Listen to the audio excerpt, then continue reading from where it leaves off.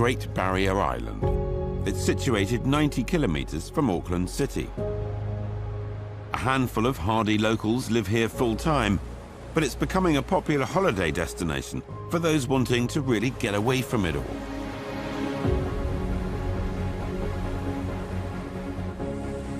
And while only 30 minutes by air, when you get there, it feels like a world away, like you travelled back in time.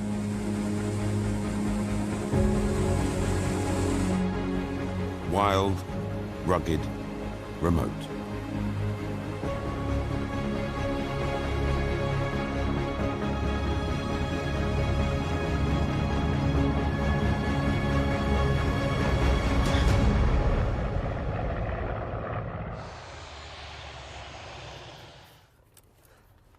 Well, this is Great Barrier Island. It's off the grid, and I'm told it's pretty back to basics.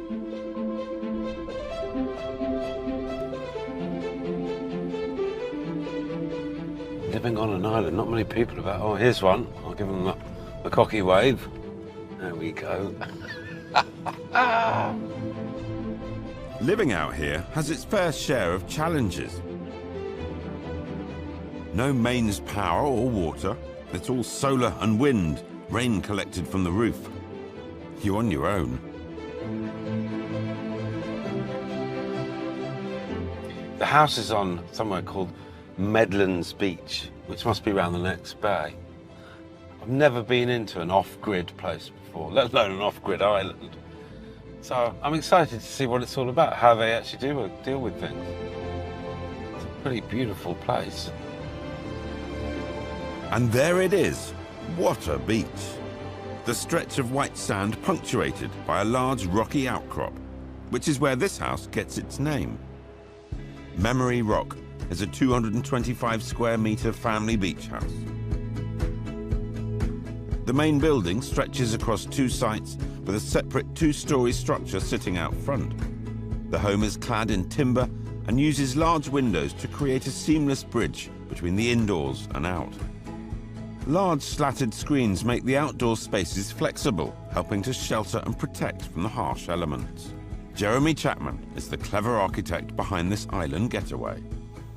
Jeremy, very nice. Welcome. You found the place all right? Yeah, I did. I did. Excellent. What a spot. It's amazing, isn't it? So, what have you got for me here? Well, we've got Memory Rock. Now that, my friends, is a beach house. Where's the front door?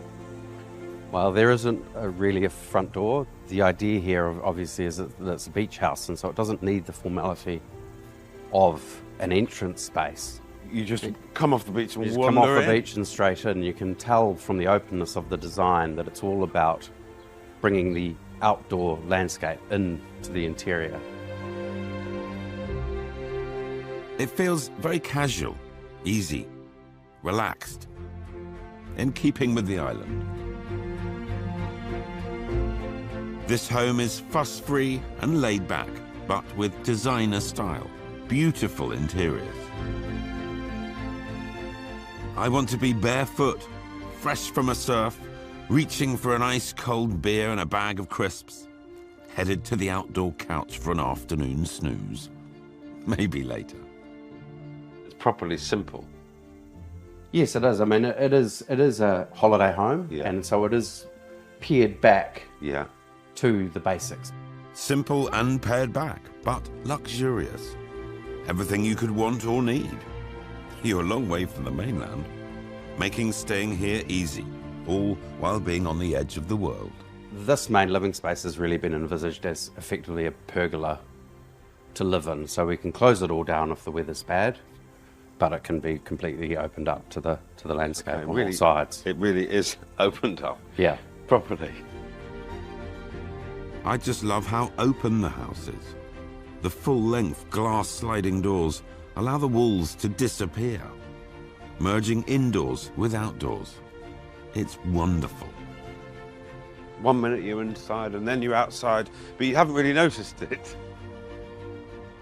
Part of what makes it really convincing is this continuation of the material and the soffit to the interior ceiling, so they're one and the same material, so it just continues that feeling of inside to outside.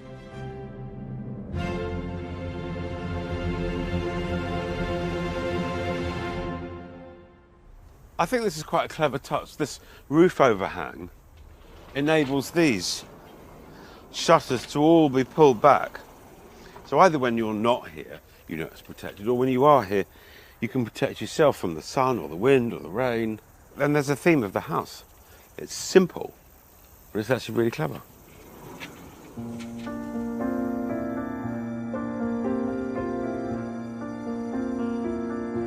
And why was it called Memory Rock? But as you will have seen, we've got a long sandy beach punctuated in the centre by a solid rock formation. What we've got here in the two main building elements is this long, low, linear form, Okay. which is of the beach. Yes. And then we've got the taller, Yes. more dense form, which is the rock.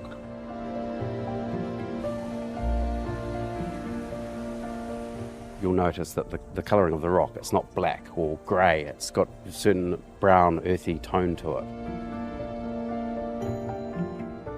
Now, between you and me, I've heard a fair bit of architectural waffle in my time, but this does actually make sense. The home truly reflects the environment.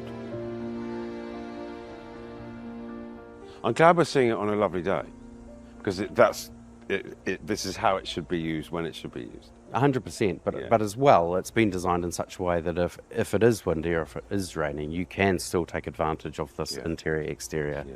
arrangement.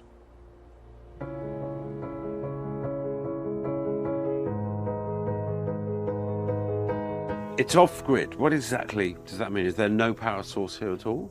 Well, there's no utilities at all, so the property has to generate all of its own power, and that is done by solar.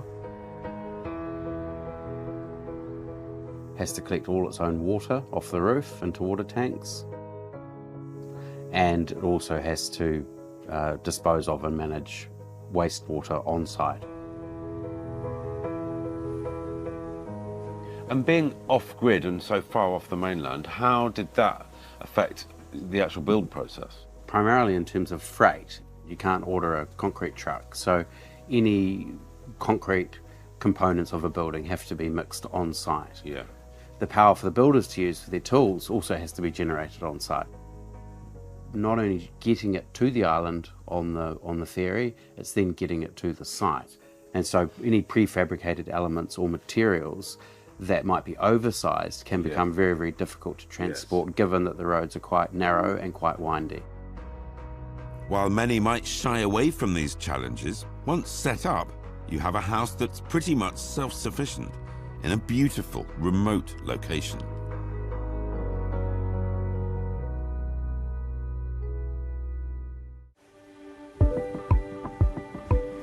I'm on Great Barrier Island, 30 minutes from Auckland, but a world away. I'm visiting a high-end beach house, and I'm about to get a look at what architect Jeremy Chapman refers to as the Rock. Well, we're in the Rock, aren't we? We are in the rock, and as you transition up, you'll sort of get that feeling of enclosure that it gives you. I'm getting a feeling of enclosure just from the site because it's so green. And it is enclosed, and then you've got the sea there. Yeah, absolutely, and the landscape does a lot of that work too. A little bit like the ocean, and it flows around the rock. You know, there's an eddy of vegetation which sort of resembles the eddy of the sea around the rock. Now you're getting carried away. Yeah. Let's go upstairs.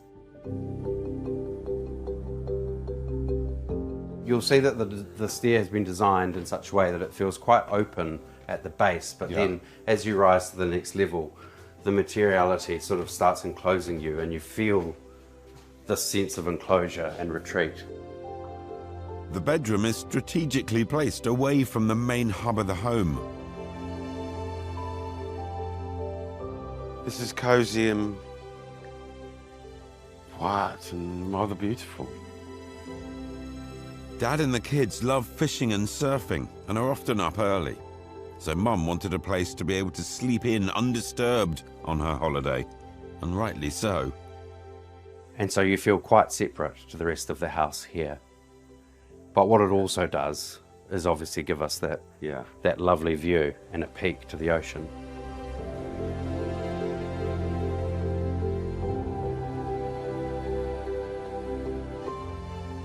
Apparently those 2 trees up there, that's the owner's special spot. He sits up there in the morning, decides if he's going to have a surf, then goes back for a beer at the end of the day and reflects on whether it was any good or not. I reckon most days it'd be pretty good.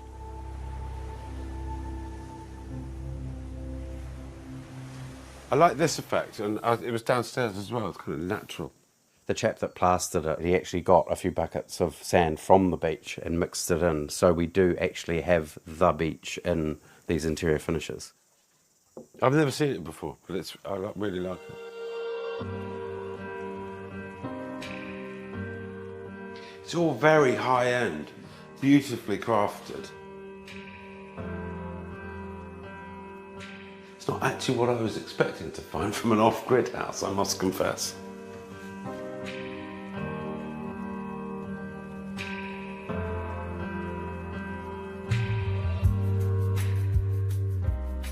Along the hallway to the guest rooms.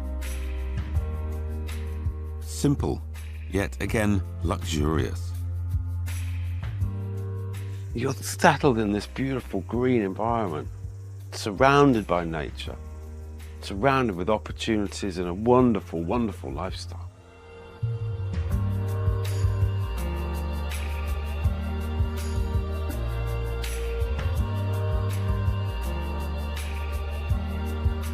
It's actually a very simple house, not complicated at all. Wouldn't be complicated to live in. I guess the complications come from the island being off-grid, and therefore you've got to get your own power and water and deal with your sewage. But actually, once it's up and running, beautiful.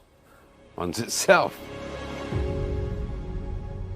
A holiday home to do just that. Bringing your family for the whole summer. Long days of doing whatever you want.